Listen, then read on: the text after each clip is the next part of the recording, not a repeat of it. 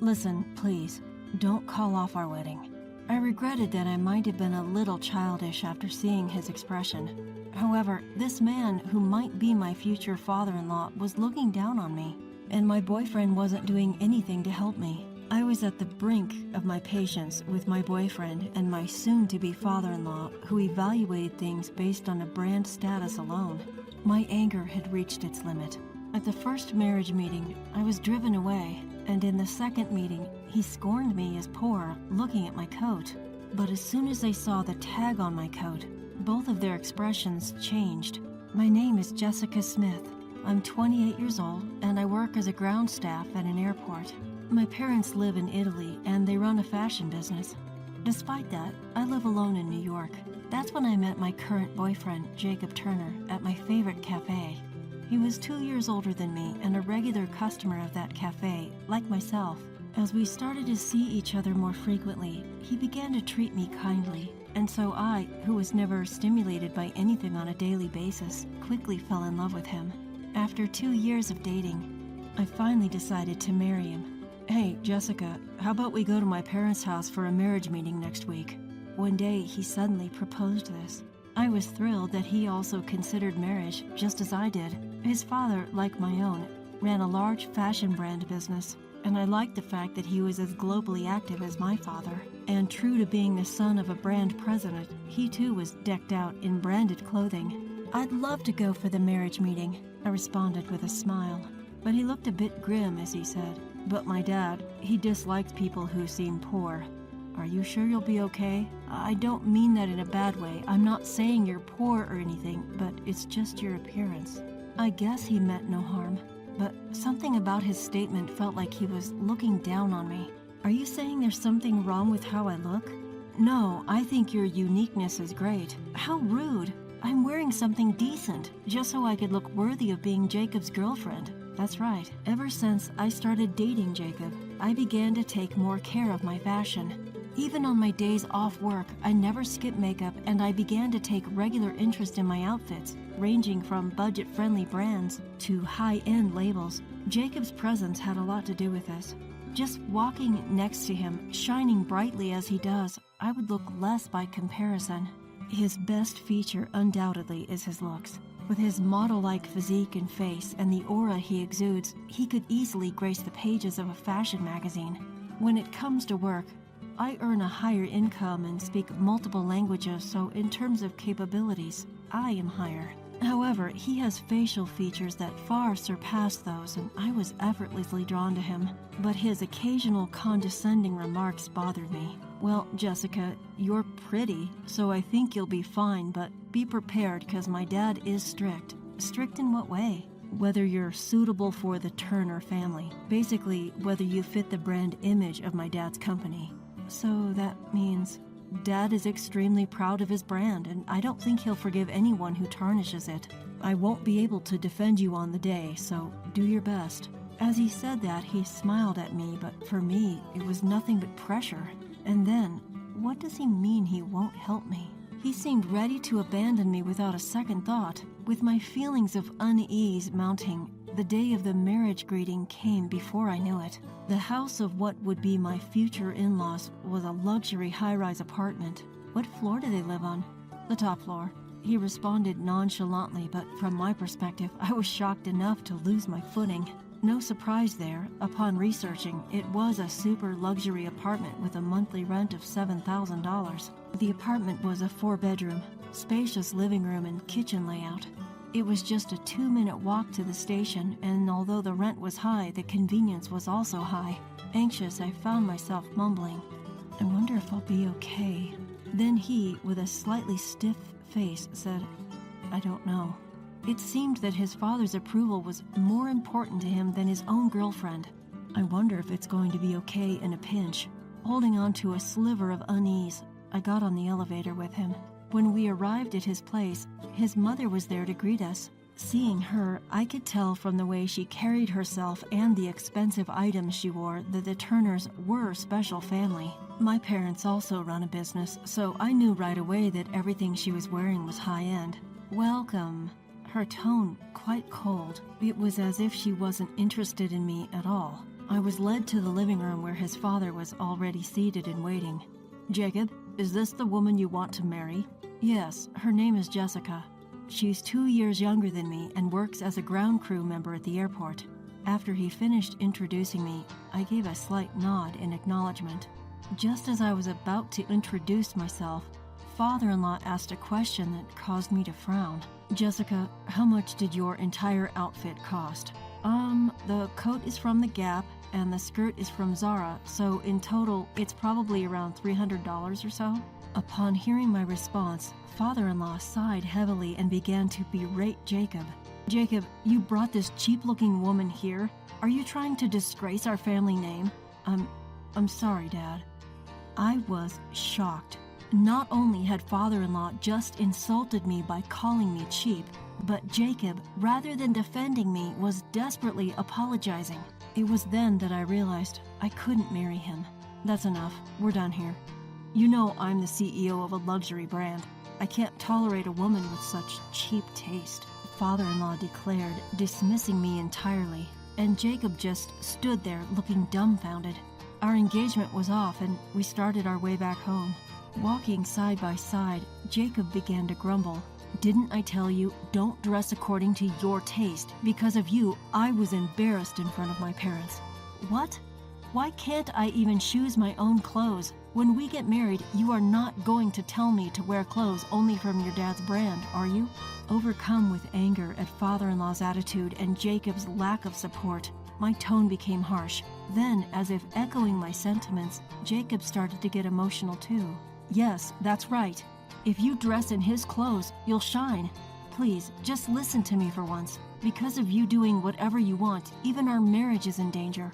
"Then let's call off the marriage," I sharply retorted to his words. Jacob froze in his tracks, surprised by my firm response. With a tense face, he stuttered, "You're joking, right?" To which I replied, "I'm serious." Just like that, all his previous confidence evaporated, and he started to repeatedly apologize, begging, "Please, anything but calling off the wedding." Seeing his plea made me wonder if I had been a bit too harsh. So for now, I decided to observe the situation a little longer. We arranged to revisit the marriage greeting a week later, and if it didn't go well, the father-in-law threatened to break off the engagement. My thoughts aligned with his. "Hey, what about this outfit for a meeting with my parents?" Jacob seemed quite affected by the initial blow from the first meeting. His main concern seemed to be not upsetting his father. Clearly, his father's opinion was more significant than our impending marriage. That's why he was able to confidently suggest the same brand of clothing his father wears. "I'll choose what I wear. If you're going to interfere, let's break up right here and now." Seeing his behavior, my desire to marry him was slowly fading. So as a secret weapon, I decided to call my dad. I told him everything that had happened. Fast forward to the day of the second marriage meeting. Jacob seemed nervous from the morning. As for me, I was calm. However, one difference was my outfit. The clothing I was wearing was all made in Italy, something I had requested from my dad.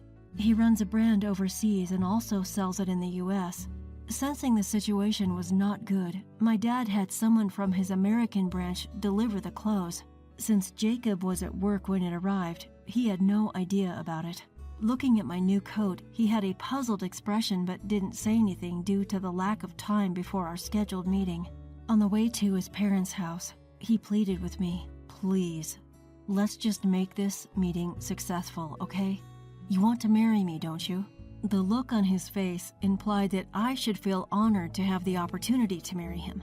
But inside, I wasn't excited about getting married anymore. The distrust had grown too much because of everything that had happened. I hid this from him by putting on a false smile. "I'll do my best." When we arrived at his parents' house, his father came to greet us this time. Apparently, my mother-in-law was out. As soon as we stepped into the house, my father-in-law started speaking. Hey, Jacob, what's the meaning of this? Didn't you promise to dress her in my brand?" His pride in his brand was much greater than I'd imagined. He once told me that even a pair of socks from his brand cost more than $200. "I'm sorry, Dad. Jessica insisted on choosing her outfit." Then my father-in-law let out a sigh and said, Jessica, could you please not destroy our family brand image? I mean, wearing such a cheap-looking coat. He examined my new coat closely as he spoke. That's a knockoff, isn't it? At first glance, it looks like a Louis Vuitton, but it's not. He took out his phone and started searching for something. I guess he was probably checking the price. I found it. There's a knockoff that looks just like your coat, and it's cheap too.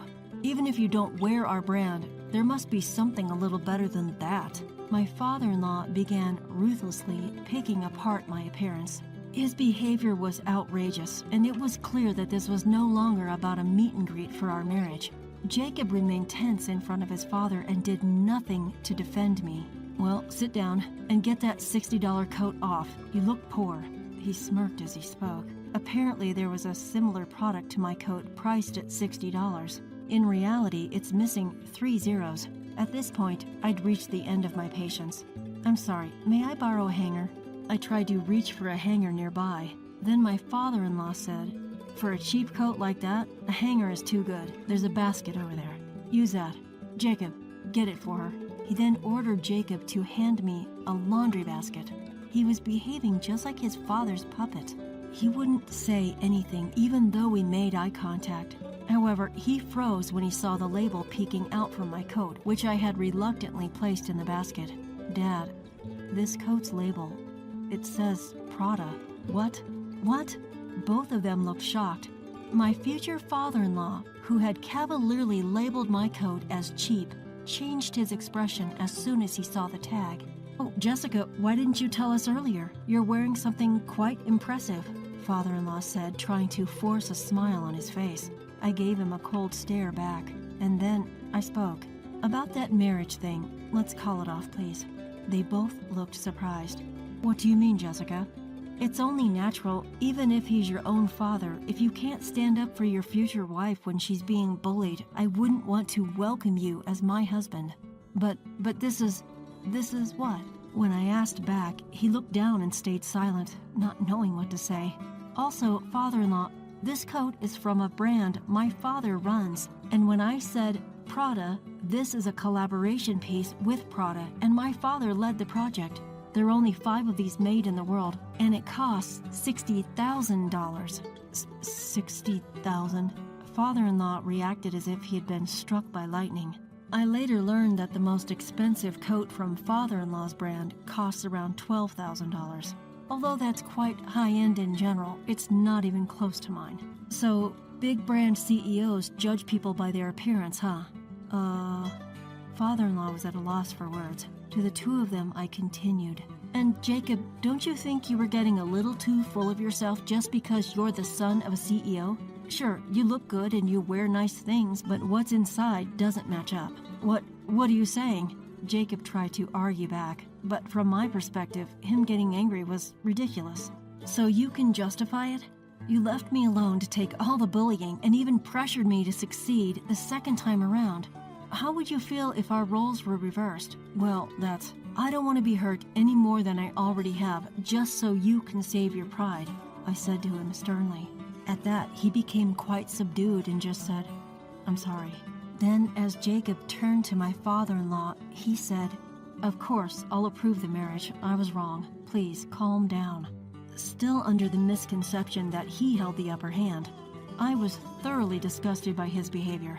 I sighed deeply, which caused my father-in-law to jolt in surprise. He looked at me nervously. Do you know the ultra-luxurious Italian brand, Ruby? Of course. They're one of the top brands worldwide. I know the CEO. My coat is from Ruby. It's a collaboration with Prada. I see. Well, the point isn't that. It's that I'm the daughter of the CEO. What? You're joking. Both of them stared at me wide-eyed. They opened and closed their mouths as if trying to speak, but no words came out. I could tell they were struggling. I wanted to tell you formally when we announced our engagement, but that didn't seem appropriate given the circumstances. So I've been disrespecting the daughter of a more prestigious brand this whole time. It seems so, Dad. Jacob, quit messing around. How did you not know this beforehand? Thanks to you, we've made fools of ourselves. Feeling cornered, my father-in-law began to blame his son. While it might have seemed like he was just shifting blame, it was apparently a serious issue for the two of them. I didn't know, okay? All I was told was that she was just a regular ground staff. My boyfriend seemed quite afraid of his father. His voice shook and he appeared terrified. Then my father-in-law suddenly changed his attitude towards me. I'm so sorry about my son. Now, let me make some tea for you," father-in-law said with a forced smile that I found incredibly repulsive. "Do you always act like this, father-in-law? Judging people by their appearance and flipping your attitude when you find out their high status? Can't you judge people by anything more than their looks?" What did you say?" By this point, I'd completely given up on the idea of marrying, so I decided to say everything that was on my mind, which made my tone quite firm. As a result, the tone becomes a little stronger. When I told my father about what happened, he mentioned that he's considering acquiring your company. What? He's going to buy out my company? Yes. He said that someone who can only judge people by their fashion brand isn't fit to be the president of a major brand. Fashion brands aren't there to flaunt your status to others. They're for the wearer to enjoy. A sheen of sweat was visible on my father-in-law's face. He seemed to be beginning to grasp the gravity of the situation. He might be flaunting his status as the president of a major brand now, but being acquired would be a different story. "Dad, if we're acquired now, we're screwed, right? We don't have the funds to resist, do we?" Jacob asked his father with a voice full of disappointment. It seemed he had some knowledge of the company's financial situation. As I found out later, my father-in-law's company was barely managing to stay profitable, and their situation was always precarious. One significant bump, and they could easily plummet into the red. That bump seemed to have come in the form of an acquisition. My father always follows through when he says he will, and he raised me to do the same, so, as I've already said, I won't be marrying. "Jessica, I'm sorry," Jacob said with tears in his eyes. I barely gave him a glance. I'd never thought that the man I once thought was cool could make such a pathetic face. And my father-in-law, "Jessica, I'm really sorry. Could you please reconsider the acquisition?" he begged. It's not like I had the final say, but my father-in-law was groveling to me, who he had been looking down on just moments ago. His misplaced pride disgusted me, and I simply said, "That's up to my father." When all hope was lost, my father-in-law turned pale and fell to his knees, ignoring the two despairing men. I left my father-in-law's house. After that day, I lost all contact with Jacob. When I reported back to my father, he informed me that the acquisition was already underway. My father has always been a gentle and kind man who treats everyone equally. But when my father, always a calm man, found out that his little girl had been hurt, he became a different person. Apparently, he had always had his eye on the acquisition of my ex-father-in-law's company, just waiting for the right time.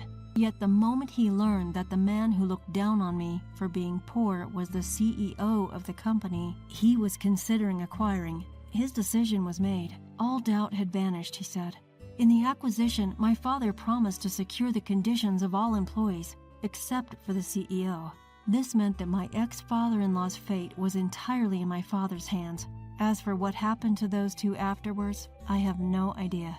However, I felt a sense of relief when I saw the breaking news on the TV reporting that Ruby Corp, a big American fashion brand, had acquired a leading fashion brand.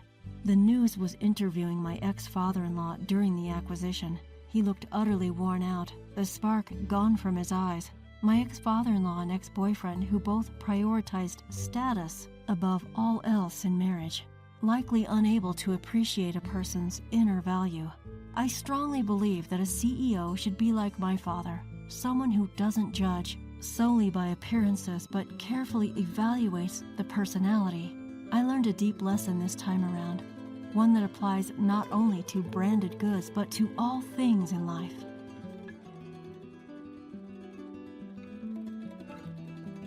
My name is Melissa. I'm 26 years old and preparing for my homecoming birth. If there's a grandchild, that kind of daughter-in-law can be discarded. While packing, I overheard my mother-in-law bad-mouthing me to my husband. She's inconsiderate, not cute, doesn't bring in money, has no redeeming features. You don't need someone like that anymore. She's so annoying. That's what I wanted to say back to her, but I'm heavily pregnant. Considering my notoriously harsh mother-in-law, if I lashed out, I'd probably get an even worse response. Ignoring the negativity for the sake of prenatal care, I decided it's best to quickly switch gears and enjoy my time. I convinced myself of this and diligently got back to packing. Mama will do her best, so come out healthy, okay? I was excited to meet my adorable baby soon, so during my homecoming period, I energetically took walks and spoke to my belly every day. During this homecoming period, I could spend my time in a very relaxed mood. My mother-in-law, who comes without notice, overstays her welcome, criticizes the food, complains about the nursery I've prepared for the baby, just keeps complaining about anything and everything. Eventually, the long-awaited baby was born safely, and raising her in my cheerful childhood home, even though it was busy, was a lot of fun. Well, I'll be back next weekend. I reported this to my husband over the phone, but I honestly wanted to stay at home a bit longer. But I can't be spoiled forever, and I'm worried about our own home. Since my husband is not interested in housework, I wondered if the house might be a mess. This is going to be your home, Lisa. We need to get back and make it a comfortable environment. As she filled her belly and slept peacefully in my arms, I smiled back at my child. I'm back! Brian? I had a lot of luggage and I pressed the doorbell, hoping someone would open it for me. But there was no response, so I had no choice but to struggle to unlock the door and enter the house. But there was no sign of anyone. I had told him I would be back at this time. As I headed to the living room with that thought, I was frozen in shock by the sight that greeted me. What is this? The room was so cluttered, there was no place to step. It's not just a mess because no one has cleaned. At a glance, it seems intentionally made messy, rather like things had been flung around randomly. Could it be a burglary? Scared, I rushed out of the house. Hello? Is this the police? I just came back from my homecoming birth and my house is a mess. While I was trembling and making the call, my well-slept child began to fuss, and I was in a panic. A familiar neighbor who was passing by became concerned for us, and let us rest in their house for the time being. The neighbor was able to calm my shaking with fear and surprise, and after my daughter drank some milk, she fell asleep again. Before long, I heard the sirens of the police cars, and I returned to my house accompanied by my neighbor. The front door was locked. I got scared seeing the living room and haven't checked the other rooms.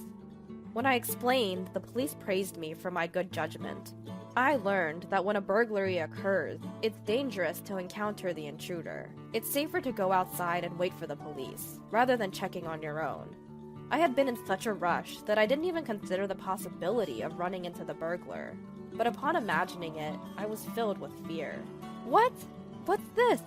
Why? The police? The shrill voice echoed when I had just finished explaining the situation. Oh, it's a terrible situation, mother-in-law. Our house is in a complete mess. We suspect a burglary, and the police are here to investigate. Before I could finish my sentence, I felt a harsh slap across my cheek, which made my vision sway. Amidst the commotion of the neighbors and police, I instinctively held my stinging cheek, while my mother-in-law, her face flaming red, shouted loudly, "You shameless woman! How dare you do this? A burglary, you say? And to call the police? What were you thinking?" Huh?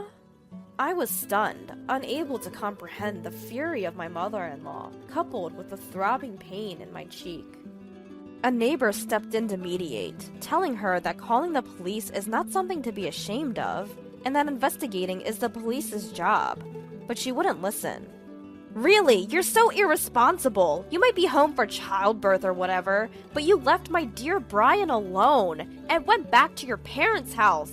You're nothing more than useless if you're not home doing housework. And what's more, the moment you return, you create a police commotion? You're indeed an outstanding wife. Despite everyone around explaining that it wasn't my fault, she wouldn't listen. I was trying to get my head around it when a thought struck me. Even though we may have been burgled, you're not concerned about any losses? And besides, it's the first time you're seeing your grandchild, yet you don't seem interested. Why? everyone around me nodded in agreement with my words. That's because it's not time for that. How dare you blame me without even apologizing? My mother-in-law ignored my question completely, insisting on her point. Mom, what's going on? Brian, my husband, cut into the argument, seemingly relaxed. Brian! You see, listen to this. It's terrible!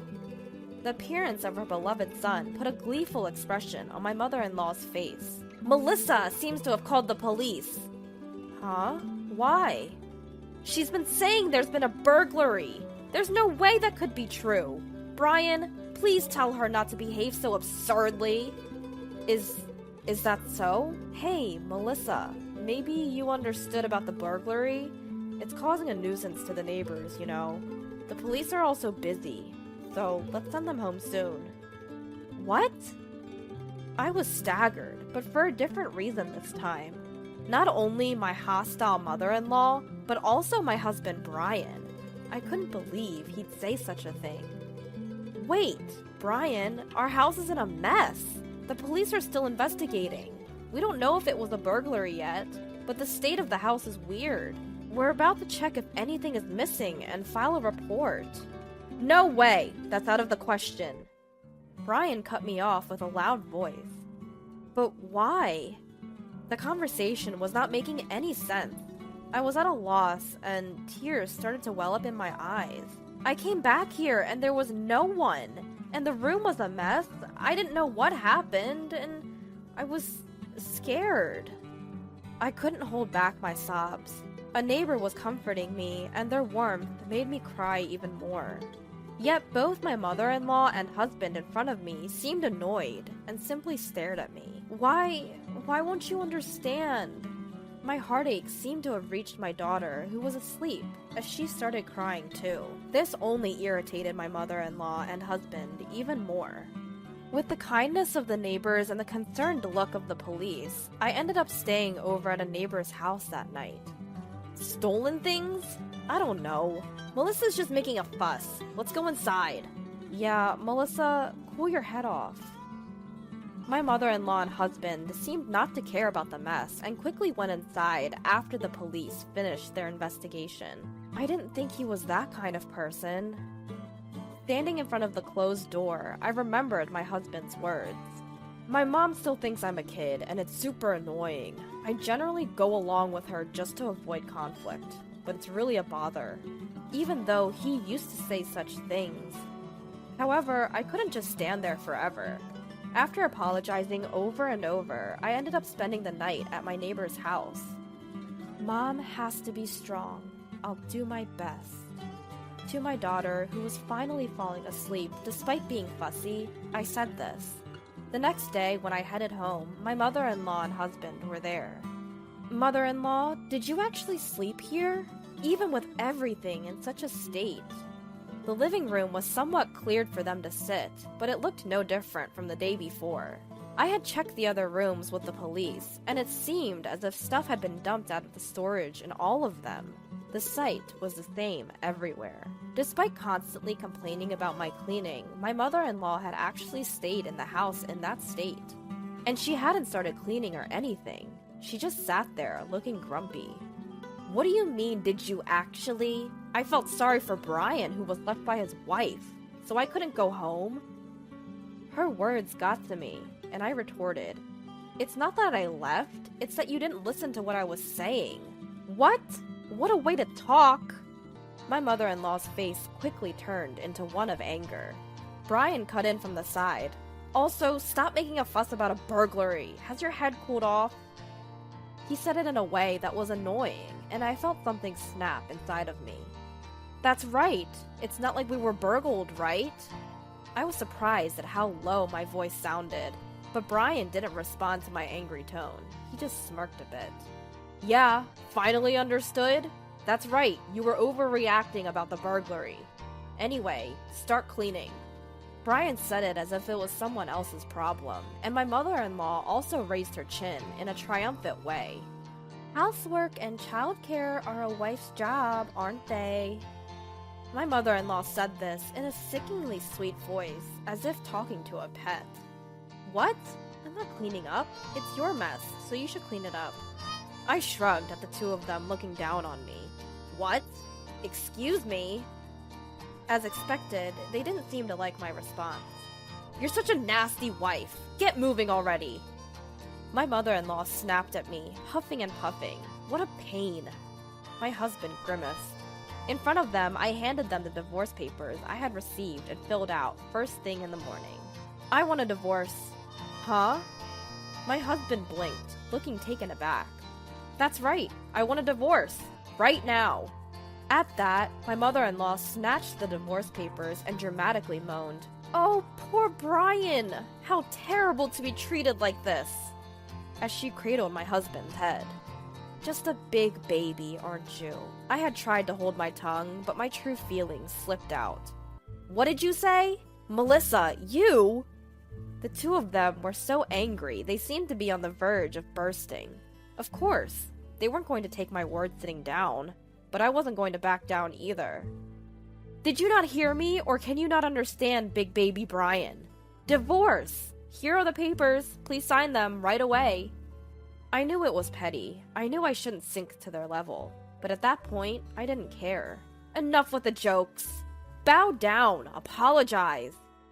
Angry, they threw me to the ground, pressing me to the floor. Apologize now. Brian's strength made it hard to breathe, and my eyes filled with tears. Then, Melissa! Get your hands off my daughter! My saviors were my parents, who had come running to my aid. Behind them, I saw the friendly officer from the previous day. Coughing and gasping for air, I was relieved and my strength left me. What are you doing, barging in here like this? Get out, now! My mother-in-law and husband were being restrained by the officer, writhing and struggling. It's no use, you've been caught in the act of assault. With help from my father, I stood up and said with a smile to the two struggling people, Actually, I only asked the officer to come and check on the situation from yesterday. I never imagined you'd assault me. What the hell is going on? My husband growled, but I wasn't scared anymore. We have a baby monitor camera installed in this house for our little Lisa. It's a live stream camera. It couldn't record the person who trashed the room, but... As I said that, both of them visibly relaxed. Huh? So what? It's a live camera, I told you. Right now, the kind neighbor who helped us yesterday is watching over this room. They listened to your conversation yesterday, along with a lot of people at the police station. My parents were watching too. Yes, after my mother-in-law and husband disappeared behind the door yesterday, I started checking the baby monitor camera. The police suspected that this whole break-in thing seemed fishy, perhaps even staged. Not just my mother-in-law, but my husband too might be involved, they said. Unfortunately, they hit the nail on the head. Before I got home, you two messed up the room on purpose, then came back pretending to be surprised, trying to blame me. You were planning to get an apology payment from my parents by saying they couldn't stand a daughter-in-law who would do something so unbelievable. You guys didn't need a daughter-in-law because the baby wasn't a boy. You wanted to kick out an unnecessary daughter-in-law and get a new one, right? What on earth is an affair approved by the mother-in-law? I finished saying everything in one breath, and everyone else in the room was staring at them with cold eyes. It must be some kind of mistake. Huh? No way, I wouldn't cheat. Huh. Melissa? Do you still have more to say? This nonsense. Stop! Mother-in-law, who for a moment forgot her position and started to get angry, was not forgiven by those around her. I also refused to be told if I'm needed or not, for such an unreasonable reason. I don't need a family that doesn't ask at all about how the baby is doing since I arrived today. It's not normal for a neighbor who's looking after her to be more loving to my daughter. I'm going back to my parents' house. Of course, I'll divorce, and I won't give up custody. As a result, it worked out just as you wanted. No, wait a minute. Police station? I don't want to go. Let go! I don't want to! Both of them made a fuss as they were taken away by the police. After that, my mother-in-law and husband became infamous in the neighborhood. Of course, it's a bad reputation. They tried to improve it by giving me a divorce settlement, but no good rumors spread at all. Well, of course, no matter how loudly they say, "We paid it!" no one would believe it. I went back to my parents' house, and I'm raising my daughter with them. I found a job through an acquaintance's introduction. Honestly, I'm not without worries, and it's hard, but when I look at my daughter's face, I feel like I can do my best. I'll work hard to raise Lisa straight, so she doesn't resemble her father.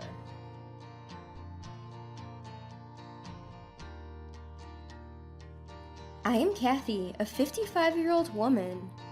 A few years ago, my husband passed away due to a sudden illness, and now I live alone.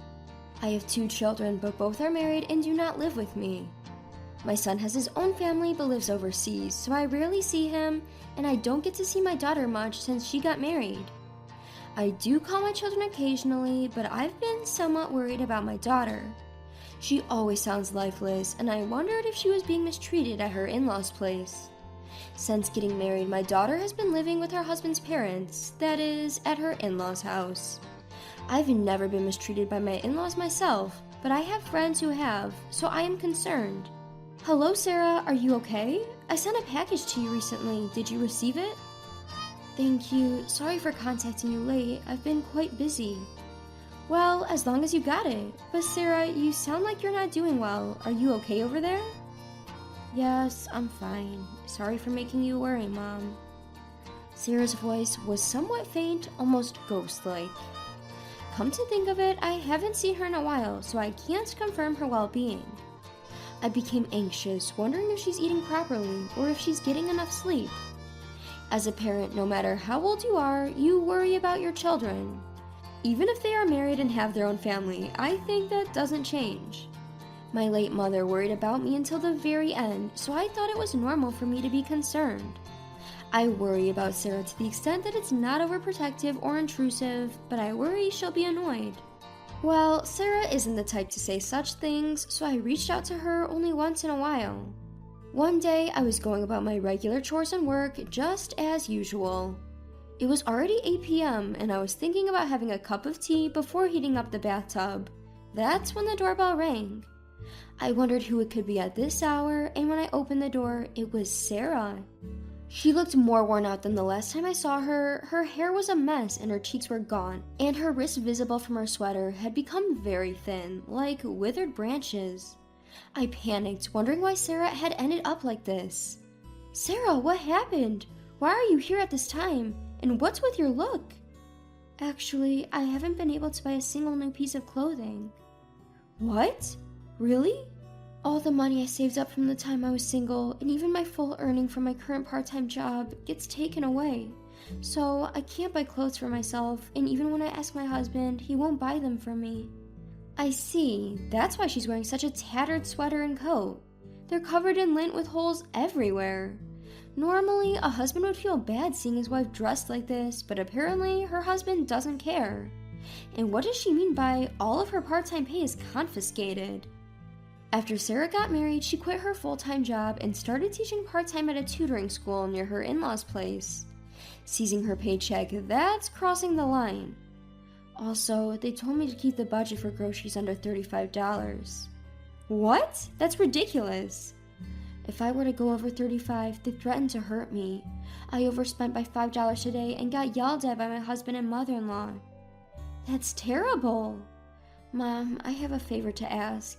I want to stay somewhere else tonight. Can you lend me $50 for a motel? I'm sure my husband will calm down by tomorrow, and I just want to stay somewhere else tonight. Honey, you don't need to stay at a motel. What a waste of money. And your face is burning red. You probably got a fever. Yeah, I caught a cold. Why don't you stay here for a while? I can take care of you. Really? Thank you. Sarah's face brightened up. I prepared some more milk for Sarah and let her use my spare room. I had some pajamas that fit her, so I handed them to her and told her to change. She seemed really worn out from cold and fell asleep almost immediately after taking some medicine. Well, it's a relief that it's nothing too serious, but why did it have to come down to this? Kathy said she would get in trouble if she didn't keep their monthly grocery expense under $35, but that's impossible. They're not farmers. They can't grow and get their own vegetables and fruits to keep their budget that low. It made me wonder if they had some sense of basic living expenses. With inflation, prices of goods have been rising, and there's no way $35 is enough for Sarah, her husband, and her in-laws. I trembled with rage thinking about their unreasonable demands and the fact that they're confiscating all of Sarah's part-time pay. The next morning, Sarah got up looking sluggish, but her fever seemed to have gone down a bit. I made her see a doctor just in case, but it turned out to be a common cold. I was relieved it wasn't anything serious. Well, at least it's just a cold, not some troublesome disease. Yeah, there's been a flu going around recently too. But why did they start confiscating your part-time pay? Actually, my mother-in-law keeps insisting that she needs money. Huh? At first, she said she didn't have enough funds for retirement, giving several reasons, but something feels off. Packages of huge boxes are constantly being delivered to our house, and she doesn't show me what's inside. What? I'm starting to suspect that she's buying something suspicious. She told me it's for her retirement, but I think she's lying. That's concerning. I too started to think that Sarah's mother-in-law, Sabrina, must be buying something sketchy. Sarah hasn't seen what's inside these frequently delivered packages, but she says they're definitely suspicious. They arrive in abundance from overseas, so I guess her part-time earnings are being spent on that. Taking Kathy's part-time wages to buy whatever she wants is truly wicked. What in the world is her in-laws buying in such quantities anyway? I started to feel scared. Then one day, I decided to go out for some tea with my friend. Sarah recovered from her cold, so she said she was just going to relax at home and read a book. After having tea with my friend, I decided to report my daughter's situation to the police. Then, about 2 hours later, Sarah's in-laws showed up. Sarah's husband was away on a business trip abroad, but the expressions on his parents' face were demonic. Sarah's mother-in-law, Sabrina, turned beet red, while her father-in-law, Robert, glared. "You're the one who reported us to the police, aren't you?" "Yes, that's correct." "I'm sure Sarah must have secretly looked into the packages and told you about it, right, honey?" "That's right. It must be because of this chick that the cops are onto us." "No, my daughter said she didn't look inside." "I can't believe that. I'm sure she's trying to set us up. What a wicked daughter-in-law, being nasty and disrespecting her in-laws." "That's right. A daughter-in-law should value her in-laws, and yet this woman just ran out of the house and even ignored our calls. There's no point hiding here." "But I had no idea what my husband would do to me if I didn't run away." "What? You're blaming our son now? It's your fault for overspending on groceries. Stop with the excuses." "That's right. Shut up now. Just how many times do we have to tell you that we only have light meals to keep it healthy, so $35 for groceries should be enough?" Light meals? Yes, exactly. Light meals are the best for us humans. Eating luxurious meals can lead to gout or lifestyle diseases, which is why our model is to have light and simple meals only. So $35 is indeed enough for groceries. Well, because of all that nonsense, my daughter has become as thin as a rail. Robert always spoke as if eating light meals was a shortcut to good health, but when Sarah first came home, she was clearly malnourished. Her shiny hair was now dry, so was her face, and her skin was peeling off. What's worse, she was so skinny that she looked like a skeleton. She might have gained a little weight now, but no one can possibly gain 20 pounds in a month, no matter how hard they try. Sure, there might be some who can, but Sarah isn't a big eater, so she probably only gains about 5 pounds max.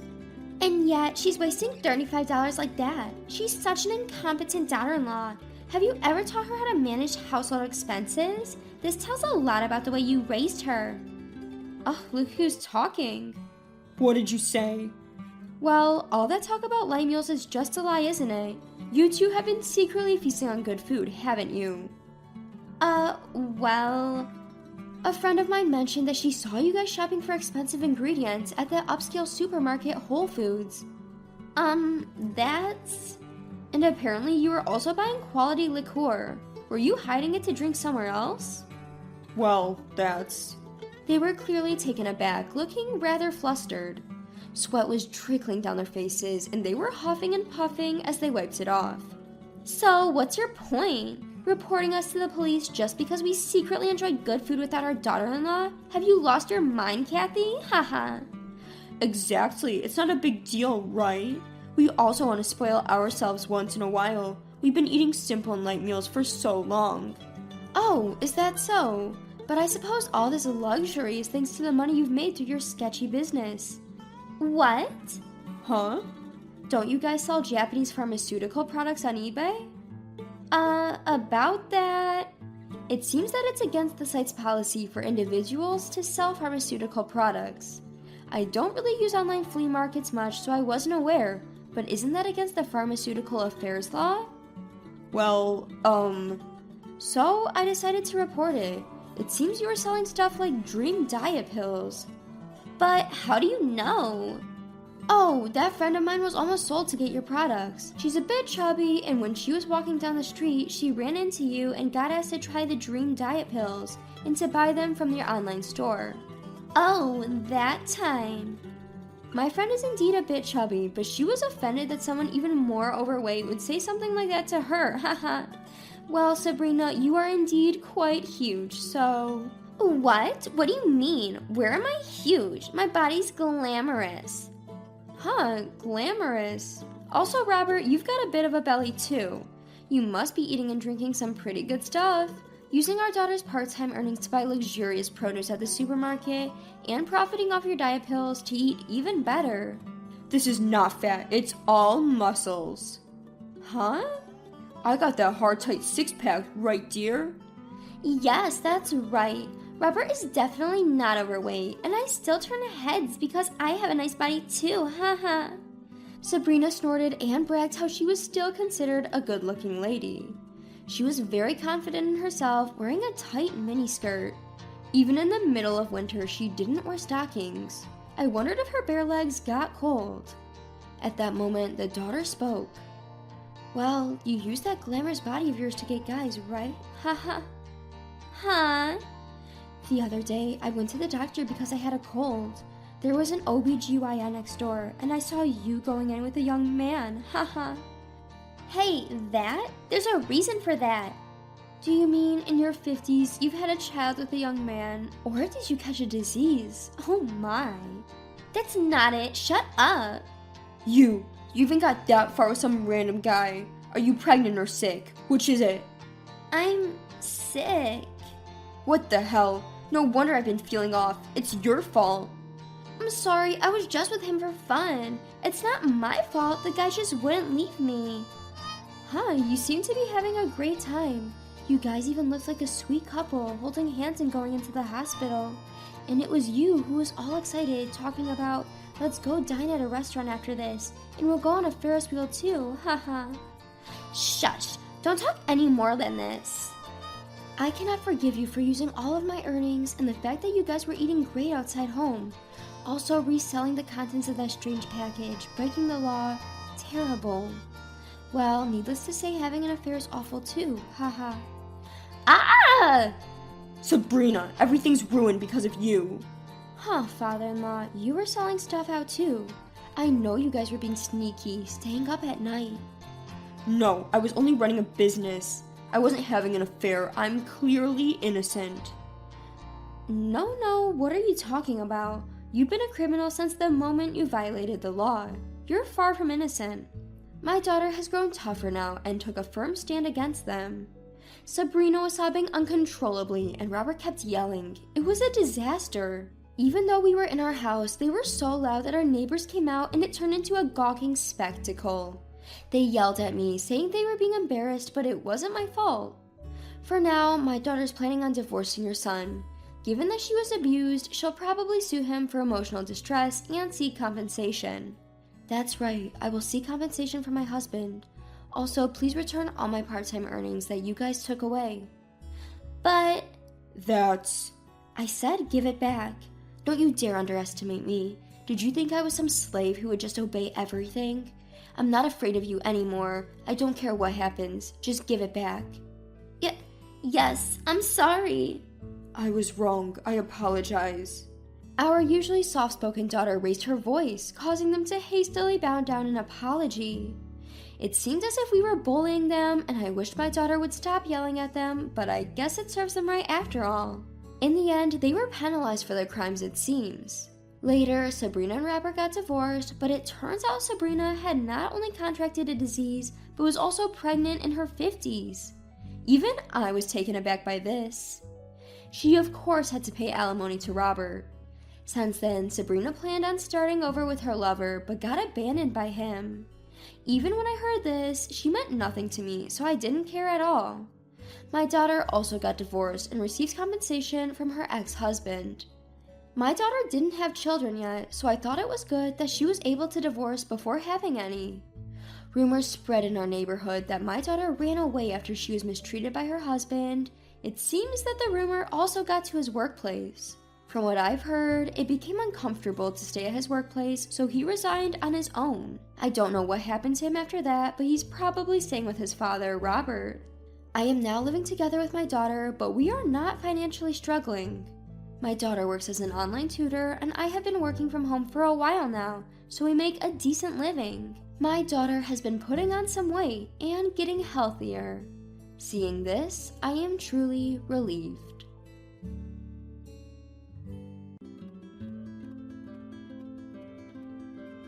Have you forgotten that you're living rent-free thanks to your husband? Sneers my sister-in-law. I don't need your input. Show me my room now.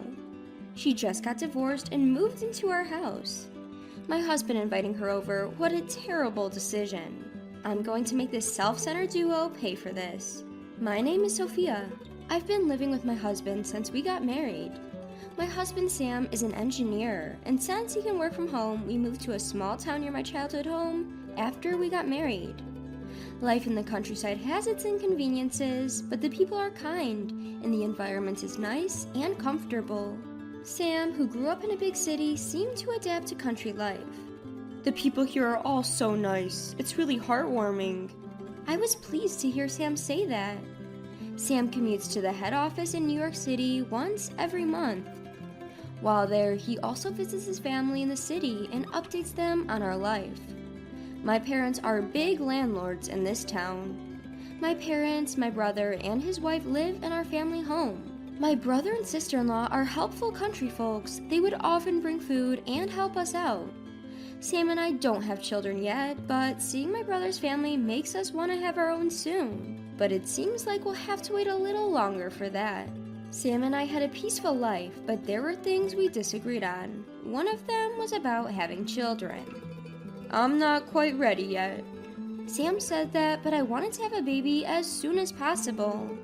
We began to feel some distance growing between us. We got married later in life. Sam might be fine with waiting, but me being a woman, time's ticking on my biological clock. Sam, I want to have a baby soon. But Sam would just say, work is busy now. We can wait a bit more. But when is a bit more exactly? I confronted Sam with a slightly strong tone, but his response remained vague. I'll bring it up when I'm ready, so you keep quiet. Perhaps due to stress from work, his attitude towards me has grown cold. Fine, that's all I could say. Consequently, our marital relations dwindled and a year went by. Then one day, Sam suddenly said, my sister's getting divorced. I recalled that his sister had been married for around 2 years and lived in New York. But for him to bring up his sister's divorce so casually, I wondered why. That's why she'll be moving into our house. I couldn't quite understand what Sam was saying at first. Wait, what do you mean? With a baffled look, Sam clarified, my sister's getting divorced, so she's moving into our house. She'll be moving in next week, so be ready. Apparently, things had already been decided without my input. Don't just make decisions on your own. Despite my protest, Sam remained undeterred. What? She's my sister. She's practically your family too. I thought you'd be more accepting. You're much more cold-hearted than I thought. Sam started berating me. What's with that attitude? I'm just saying it's wrong to decide things on your own. I desperately resisted, but Sam gave me a scornful look. At the beginning of our marriage, Sam was not such an arrogant person. I guess living leisurely in this countryside and being adored by everyone, he must have gotten carried away. I had noticed the change subtly, but I couldn't bring myself to confront him directly. But I never expected him to become so self-centered. I can't live with your sister. Please ask her to reconsider this. I firmly stood my ground and headed to my room, but Sam snapped back. Don't you dare say you can't live with my sister. I won't accept that. He grabbed me by the arm and yelled. To be honest, I never liked his sister Emily. Emily was from a city. She was one of those stereotypical women with a condescending attitude. Her husband was a high-ranking executive at a major corporation, so I guess that made her quite arrogant too. Well, Sophia dear, it's been a while. How's life in the plain, rural countryside? We didn't see each other often, but whenever we did, she always looked down on me. And Emily was always boasting about her husband. My husband is an elite at a large corporation. You guys get to enjoy a slow-paced life in the country. How nice. I didn't want to be intimidated by her sarcasm. Yes, thanks to you, we're enjoying our fulfilling days. When I said that, Emily, who always had to one-up others, got riled up. Well, I saw it coming. You can get by with a low income in the countryside. Living in the city like us, it's impossible for you guys, right? Emily snapped. I wanted to snap back at her right then and there, but I suppressed my feelings and calmly responded. Well, I think we earn quite a lot, don't you think? But I agree the level of satisfaction of life in the countryside is far different from living in a city. Emily was momentarily at a loss for words, but she was quick to respond. Is that so? Enjoy your penny-pinching life, then. She really has some issues. I've never met anyone like her before. If I had to live with my sister-in-law, I wouldn't be able to take it. I had to prevent this no matter what. But since then, no matter how I tried to persuade Sam, he wouldn't listen. Just 2 days before his sister was due to move in, I got a call from her. I expected her to be rude as usual, but I had to answer. Hello? When I answered in a puzzled tone, Emily seemed annoyed. What's with that gloomy voice? It's rude, especially when I've taken the time to call you. Emily was angry, as I had expected. You've heard from Sam that I'm moving in, haven't you? You better take good care of me. After all, you've been lazing around all this time, so it should be easy for you, right? I'll be disappointed if you don't listen to me. Emily wouldn't stop rattling, and her attitude wasn't right, coming from someone who is about to be dependent on others. Emily, I heard you're getting a divorce and coming to stay here? I said with a hint of sarcasm, but Emily herself seemed unfazed. Huh? So what? People get divorced all the time, don't they? I got bored with my married life, so I thought I might as well experience a bit of country life. You have a problem with that? She responded without missing a beat with her aggressive stance. But I didn't give you permission to come to our house, you know. When I took a firm stance, Emily laughed on the other end of the phone. Huh? Why would you have a say? This is Sam's house, right? You're aware that Sam's the one paying rent, aren't you? I knew it. Emily still believes that our house is under Sam's name. I decided to put her and Sam, who knows nothing, in their places. Then, on the promised day, Emily showed up to our house. Well, here I am. With an entitled stride, she quickly began to unload her luggage as soon as she entered the doorway. Sophia, quit spacing out and show me my room. My sister-in-law is self-centered and incredibly arrogant. I can't believe she managed to hold down a job in our society with an attitude like this. But frustratingly enough, Emily has a greater academic qualification than I do and was working in a major corporation. She seems to have quit her job when she got married, but apparently she still has offers from various companies. She probably thinks she can get back to work anytime. Sorry for the trouble, sis. Sophia, go show her the room already, Sam said. All right, don't rush. I know your bags are heavy, so you can go ahead to the living room. With that, I let Sam and Emily go to the living room first. When I told them I'd prepare some tea, Emily seemed to accept my welcome and followed me into the room. After serving them tea, I brought up our main subject. Emily, I know it's tough after a long trip, but you can't stay here. What are you talking about, Sophia? Emily wasn't taking it seriously. This house is Sam's, isn't it? He's the one paying rent. Have you forgotten? When Emily said that, Sam also took a stand. That's right, you don't have any say in this, do you? This is my house, after all. Sam and Emily, brother and sister, seemed so confident with their statement, but I wondered how long that would last. You probably don't know this, but I inherited this house from my parents. Their expressions changed in an instant. However, Emily, my sister-in-law, was quick to retort. Sophia, darling, you don't have to lie just because you don't want to live with me. She apparently believed that I was lying. I'm not lying, I calmly replied. How can I believe that you inherited this house from your parents when I'm the one that's been paying rent? You'd think we would let such lies would fly by? Sam backed up Emily. They both started pressing up on me, but I was unfazed as I saw this coming. Could you two be quiet for a moment? I asked them to hold their tongues. Sam, you haven't been paying rent. What you've been paying me every month is just the cost of living. Sam seemed to be unable to grasp what I was saying. Huh? Why? That's not possible. The fact is, Sam was not paying rent, and I had kept it a secret from him. My parents had gifted us this house and the land it stands on, and the topic of rent never came up. Sam was just mistaken.